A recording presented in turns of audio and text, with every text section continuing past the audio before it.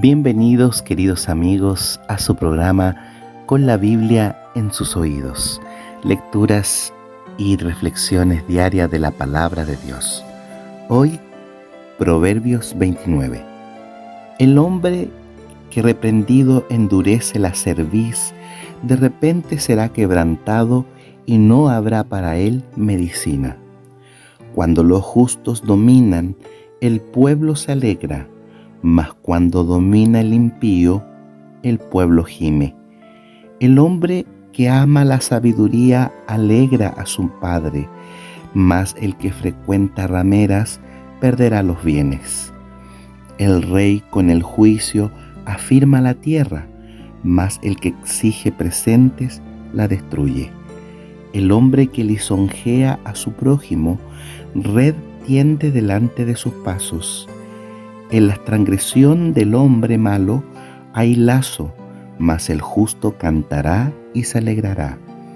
Conoce el justo la causa de los pobres, mas el impío no entiende sabiduría.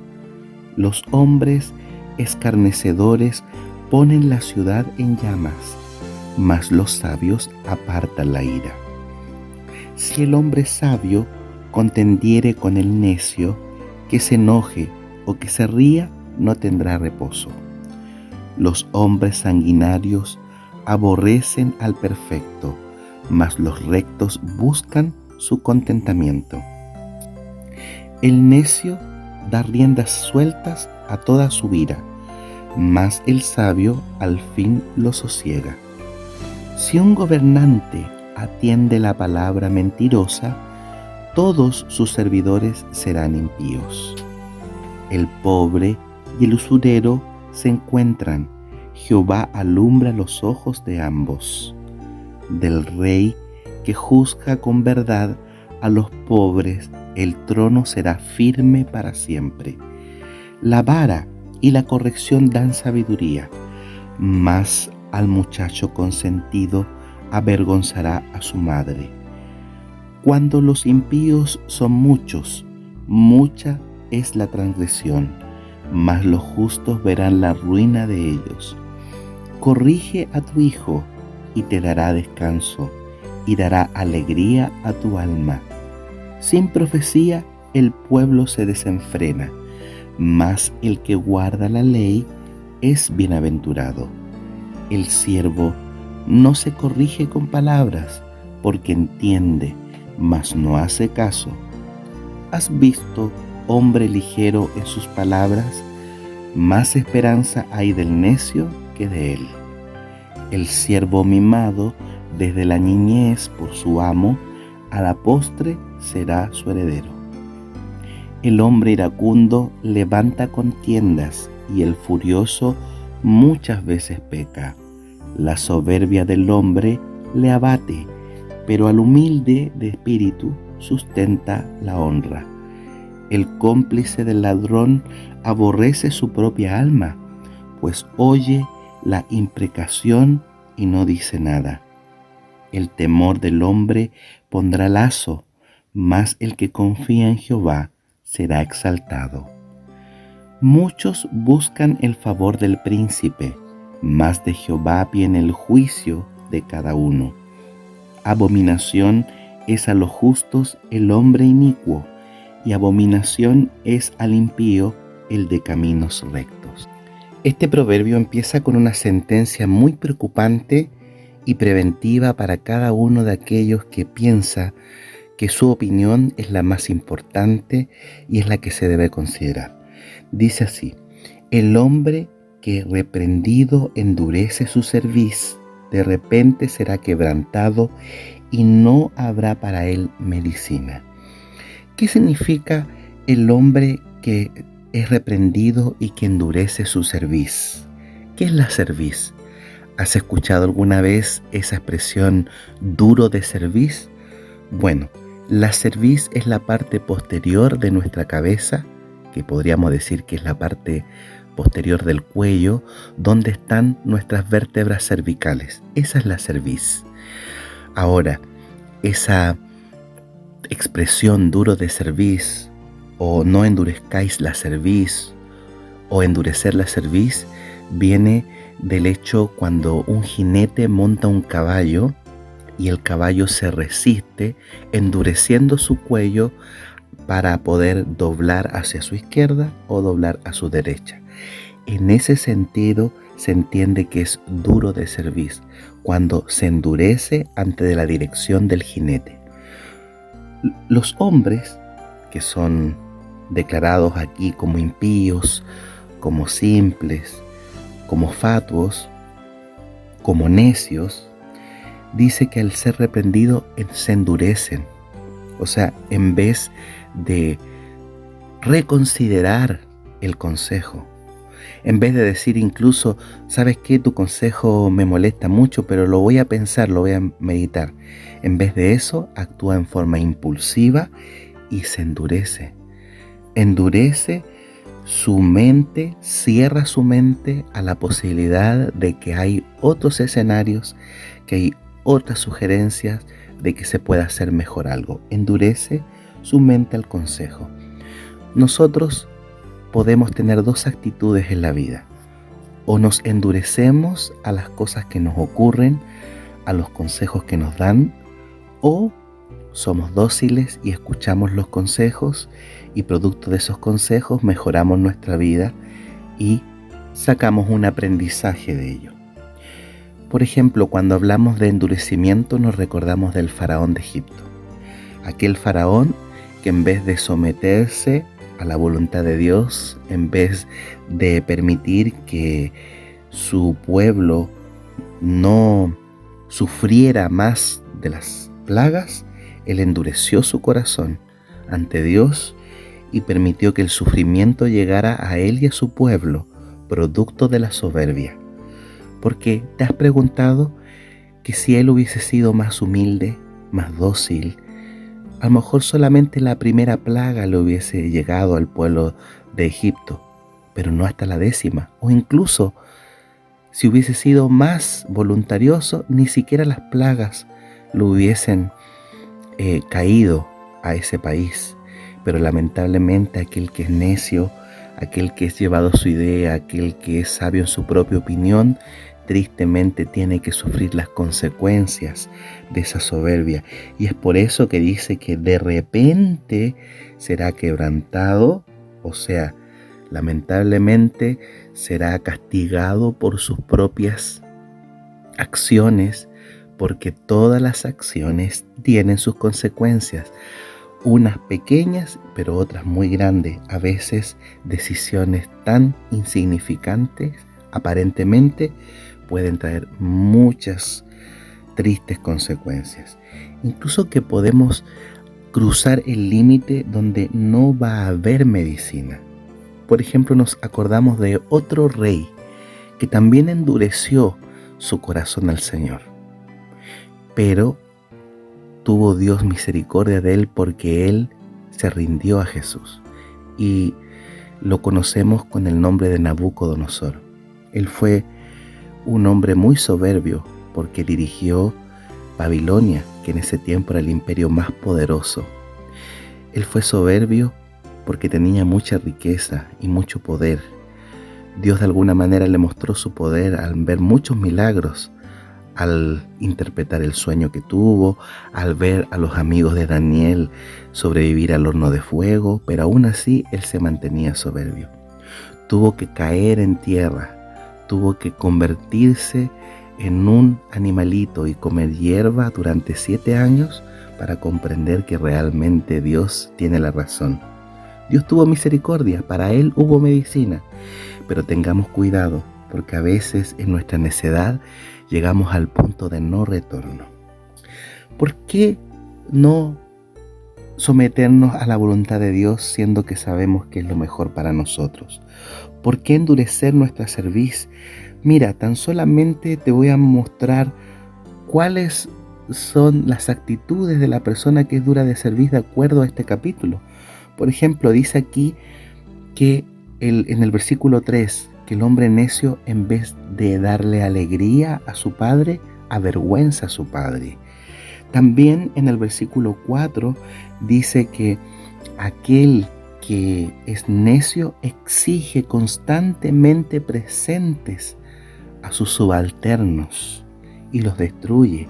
El versículo 5 nos dice que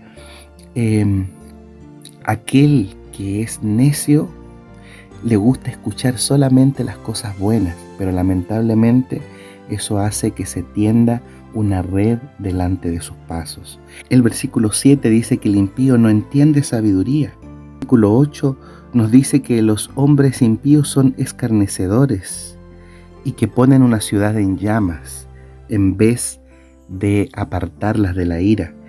Y finalmente dice que el hombre impío, en vez de buscar la paz, busca la contienda, la rencilla. Entonces, cuando nos damos cuenta de esto, nos damos cuenta de que el hombre necio es sanguinario, el hombre necio busca la rencilla, el hombre necio es deshonesto, el hombre necio no le gusta escuchar los consejos, el hombre necio no se fija en la causa del pobre y así sucesivamente. ¿Cómo tomar la decisión racional de ser una persona necia? ¿Cómo endurecer la cerviz cuando en realidad tenemos muchas formas alrededor nuestro que nos dan consejo, incluyendo la palabra de Dios?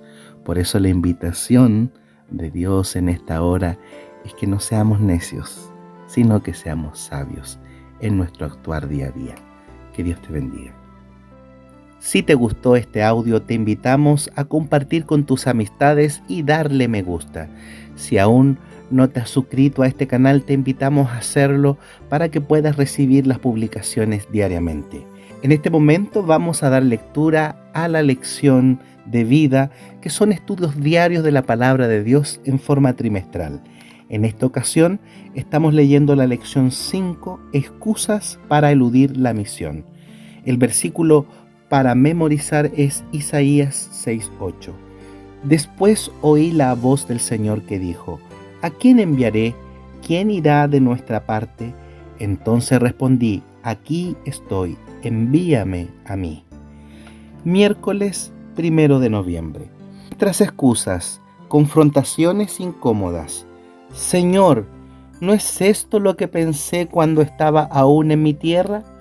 Por eso quise huir a Tarsis, porque sabía que tú eres clemente y piadoso, tardo para enojarte, abundante en amor, que desistes del mal. Jonás 4:2. Qué hermosa oración de Jonás, ¿o no? Lee Jonás 4. ¿Qué le pasa a este hombre? Leemos Jonás 4. Pero Jonás se apesadumbró en extremo y se enojó, y oró a Jehová y dijo: ahora, oh Jehová, ¿no es esto lo que yo decía estando aún en mi tierra? Por eso me apresuré a huir a Tarsis, porque sabía yo que tú eres Dios clemente y piadoso, tardo para enojarte y de gran misericordia, y que te arrepientes del mal. Ahora pues, oh Jehová, te ruego que me quites la vida, porque mejor me es la muerte que la vida. Y Jehová le dijo: ¿haces tú bien en enojarte tanto? Y salió Jonás de la ciudad y acampó hacia el oriente de la ciudad, y se hizo allí una enramada y se sentó debajo de ella a la sombra, hasta ver qué acontecería en la ciudad. Y preparó Jehová Dios una calabacera, la cual creció sobre Jonás, para que le hiciese sombra sobre su cabeza y le librase de su malestar. Y Jonás se alegró grandemente por la calabacera. Pero al venir el alba del día siguiente, Dios preparó un gusano, el cual hirió la calabacera y se secó. Y aconteció que al salir el sol, preparó Dios un recio viento solano, y el sol hirió a Jonás en la cabeza y se desmayaba, y deseaba la muerte, diciendo: mejor sería para mí la muerte que la vida. Entonces dijo Dios a Jonás: ¿tanto te enojas por la calabacera? Y él respondió: mucho me enojo hasta la muerte. Y dijo Jehová: ¿tuviste tu lástima de la calabacera en la cual no trabajaste, ni tú la hiciste crecer, que en espacio de una noche nació y en espacio de otra noche pereció. Y no tendré yo piedad de Nínive, aquella gran ciudad donde hay más de 120,000 personas que no saben discernir entre su mano derecha y su mano izquierda y muchos animales. Cierra de cita. Jonás sentía un odio tan profundo por el pueblo al que Dios le había enviado que pensó que era mejor morir que quedar mal cuando se revelara el fracaso de su predicación catastrofista contra Nínive. Jonás quería que Nínive fuera la próxima Sodoma y Gomorra. Esperaba el juicio de Dios sobre este pueblo odiado. Cuando esto no ocurrió, su cosmovisión se sacudió hasta la médula y Jonás prefirió morir antes que permitir que su mundo se diese vuelta. Por segunda vez en la historia de Jonás, Dios lo confronta, no con un sermón ni un dicho, sino con una experiencia. Las cosmovisiones no se fabrican por encargo, tampoco cambian porque oigamos algo nuevo diferente. Las cosmovisiones suelen formarse y cambiar en función de las experiencias vividas y de cómo se interpretan o explican. La nueva experiencia que Dios le dio tenía una intención de ayudar a Jonás a reconocer su propia visión distorsionada del mundo. Milagrosamente Dios hizo crecer una planta en un día para que ofreciera sombra suficiente y así proteger a Jonás del sol abrasador. Jonás estaba agradecido, no a Dios, quien había obrado el milagro, sino por la planta. En lugar de verlo como un milagro inmerecido, lo consideró una bendición apropiada y merecida, como consecuencia de sus buenas obras. Cuando la planta murió, fue una desgracia que hizo que Jonás se enfadara y se sintiera inseguro de su propia valía y sus pensamientos se volvieran suicidas. A la experiencia le sigue la suave corrección de Dios, quien ayuda a Jonás a ver lo insensato que era de su parte valorar más una planta que los muchos miles de hombres y mujeres y niños de Nínive, así como sus animales. La historia no termina con el arrepentimiento de Jonás. La historia, con un final abierto, gira en nuestra dirección. ¿Qué haremos respecto de la preocupación de Dios por los malvados, por los violentos, por aquellos que no han sido alcanzados alrededor del mundo?